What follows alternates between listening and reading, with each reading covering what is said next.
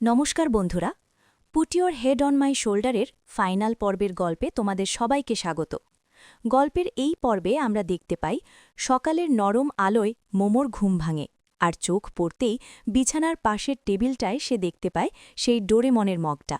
এক মুহূর্তের জন্য ওর সব দ্বিধা কেটে যায়। ঠোঁটের কোণে ফুটে ওঠে এক মিষ্টি হাসি। ও বুঝতে পারে এই মগটা আর কেউ নয়, গু ওয়েই এখানে নিয়ে এসেছে। কিন্তু এই মিষ্টি মুহূর্তের রেশ কাটতে না কাটতেই তাদের জীবনে আবার হানা দেয় অ্যানা। অ্যানার বাড়াবাড়ি দেখে গু ওয়েই এবার সরাসরি জানিয়ে দেয় যে তার জীবনে অন্য কেউ আছে, সে অন্য কাউকে ভালোবাসে। কিন্তু অ্যানা সহজে ছাড়ার পাত্রী নয়। সে জেদ ধরে বসে গু ওয়েইয়ের গার্লফ্রেন্ডের সঙ্গে দেখা করবেই। গু ওয়েই যখন কঠোরভাবে না বলে, ঠিক তখনই সিঁড়ি দিয়ে নেমে আসে মোমো। সে অ্যানার সামনে দাঁড়িয়ে সাহসের সাথে বলে, আমিই ওর গার্লফ্রেন্ড। অ্যানা যখন তার ভালোবাসার কথা বলে, তখন মোমো পরিস্থিতি সামলাতে এক চরম পদক্ষেপ নেয়। সে গু ওয়েইকে জড়িয়ে ধরে বলে, ও শুধু আমার বয়ফ্রেন্ড নয়, আমার স্বামী, আর আমি প্রেগনেন্ট। এই কথা শুনে অ্যানার মুখটা অন্ধকার হয়ে যায়, আর সে কোনো কথা না বলে সেখান থেকে চলে যায়। এরপর গু ওয়েই আর মোমোর মধ্যে একটা ছোট্ট ভুল বোঝাবুঝি হলেও গু ওয়েই তাকে সবটা খুলে বলে। মোমোর বিশ্বাস ফিরে আসে। গু ওয়েই তখন মজা করে মোমোর দুর্বল ইংরেজি নিয়ে কথা বলতে শুরু করে আর বলে তার ইংরেজির উন্নতি দরকার। পরের দৃশ্যে গু ওয়েই তাকে নিয়ে পৌঁছায় এক শান্ত সুন্দর চার্চে। মোমো অবাক হয়ে ভাবে, এখানে ইংরেজি শেখার কি আছে?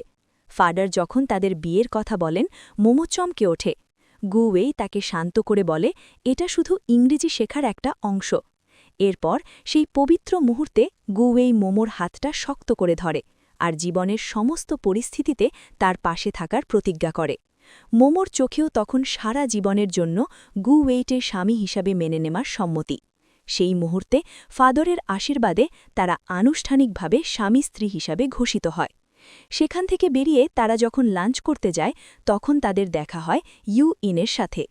গু ওয়েই তাকে তাদের বিয়ের কথা জানালে ইউ ইন মন থেকে তাদের অভিনন্দন জানায়।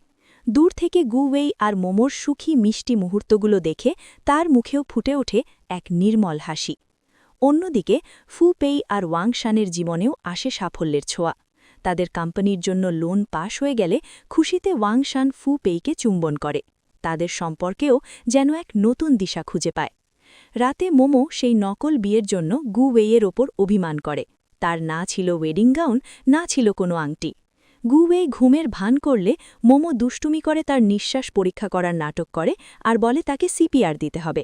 আর ঠিক তখনই গু ওয়েই তাকে নিজের কাছে টেনে নেয় আর বলে, সিপিআর তো মাউথ টু মাউথ দিতে হয়। তাদের মধ্যে তৈরি হয় এক রোম্যান্টিক মুহূর্ত। পরদিন সকালে মোমো অসুস্থ বোধ করে, যা দেখে গু ওয়েই খুব চিন্তায় পড়ে যায়। পরে জানা যায় এটা একটা ওষুধের পার্শ্ব প্রতিক্রিয়া ছিল। গু ওয়েই তখন মোমোকে আশ্বস্ত করে বলে, তোমাকে নিয়ে আমার ভবিষ্যতের সব প্ল্যানের মধ্যে আমাদের সন্তানও আছে। এই কথা শুনে মোমোর সব চিন্তা দূর হয়ে যায়। এরপরই গু ওয়েই মোমোকে সারপ্রাইজ দেয়। সেও মোমোর সাথে চায়না ফিরে যাওয়ার জন্য তৈরি। নিজের দেশে নিজেদের চেনা বাড়িতে ফিরে এসে তাদের জীবনটা যেন আবার নতুন করে শুরু হয়। গু ওয়েই তার সমস্ত জিনিসপত্র নিয়ে মোমোর ঘরে চলে আসে আর বলে, আমার মনে হয় এখন থেকে আমাদের এক ঘরেই থাকা উচিত। এরপর তারা তাদের ম্যারিজ সার্টিফিকেটের জন্য ছবি তোলে। গু ওয়েইয়ের বাবা মা তাদের বিয়ের খবর পেয়ে দেখা করতে আসেন। গু ওয়েইয়ের বাবা তাকে জীবনের এক মূল্যবান উপদেশ দেন। বিয়ে করাটা কোনো বড় ব্যাপার নয়, কিন্তু বিয়েটাকে টিকিয়ে রাখাটাই আসল চ্যালেঞ্জ। এটা কোনো সায়েন্টিফিক রিসার্চ নয় যে ফর্মুলা দিয়ে সমাধান হবে, এটাকে ইমোশন দিয়ে সামলাতে হবে। গল্পের শেষে আমরা দেখতে পাই সময় নিজের গতিতে বয়ে গেছে। গু ওয়েই আর মোমোর ভালোবাসার প্রতীক হিসাবে কোল আলো করে এসেছে তাদের ছোট্ট ছেলে গুমো, তাদের ছোট্ট সুখী পরিবার। গু ওয়েই তার অ্যালার্জি ভুলে গিয়ে মোমোর সাথে চিংড়ি মাছ খায়, আর তাদের পুরনো দিনের মতোই খুনসুটি চলতে থাকে। তাদের জীবনটা এখন ভালোবাসায় পরিপূর্ণ।